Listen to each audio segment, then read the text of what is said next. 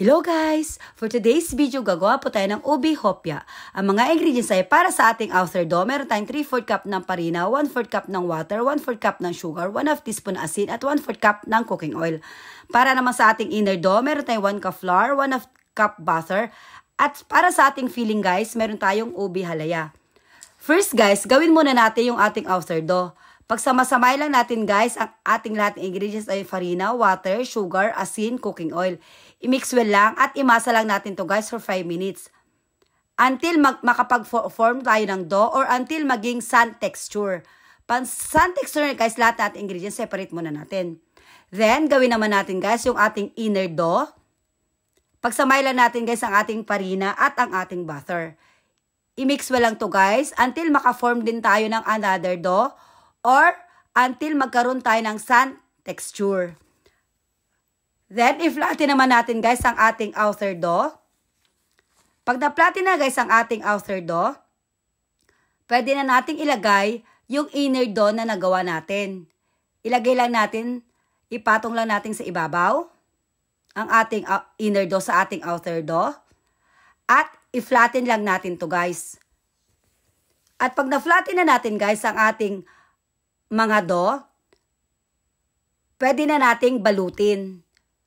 Isara lang natin guys lahat ng part, yung sa gilid at yung sa taas baba. At pag nabalot na natin guys ang ating outer dough at inner dough, i-rest muna natin to guys ng 10 minutes.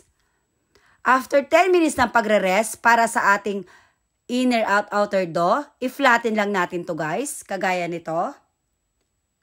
At pag na-flatten na natin to guys, i-rest natin for another 5 minutes. After 5 minutes guys, i-flatten naman natin. At after natin ma-flatten guys, i-roll na natin to guys. After nating ma-roll, i-cut natin to guys. Depende sa laki ng hopya na gusto natin. After natin makat ang ating mga dough, bilugin lang natin or mag-form tayo ng ball or bola. After natin ma-form ng bilog ang ating mga dough, i-flatten lang natin to guys. Aglagyan natin ng ating ube halaya filling. At isara sa lahat ng gilid.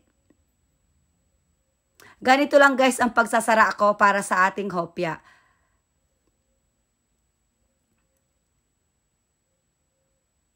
Ganyan lang guys. Kurut-kurut lang sa gilid hanggang sa magsara. Kailangan guys yung ating filling hindi siya masabaw para hindi masira o hindi lumabas sa ating dough. At pag nagawa na natin guys sa lahat ng ingredients, pwede na natin ilagay sa ating baking pan. At i-brush lang natin ng wash eggs. At pwede na natin i-bake sa 190 degrees centigrade sa loob ng 20 minutes. Then, after 20 minutes ng pagbe-bake, wala! Ready na ang ating ube hopya. Madali lang, di ba guys? Try nyo na at namatikman yung sariling version. Thanks for watching guys. Ingat po kayong lagi. Keep safe everyone. Enjoy cooking and enjoy eating. God bless. Bye!